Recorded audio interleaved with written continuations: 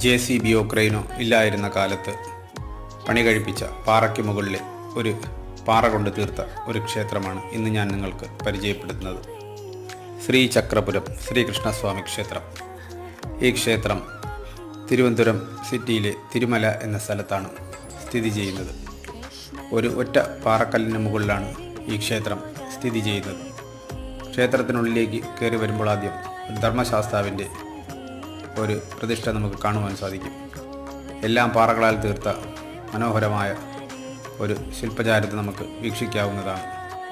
ഈ പാറയ്ക്ക് മുകളിൽ കഠിനാധ്വാനത്തിൻ്റെ ഫലമായിട്ടാണ് ഇങ്ങനെ ഒരു ക്ഷേത്രം പൂർവികർ പണി കഴിപ്പിച്ചിരിക്കുന്നത്.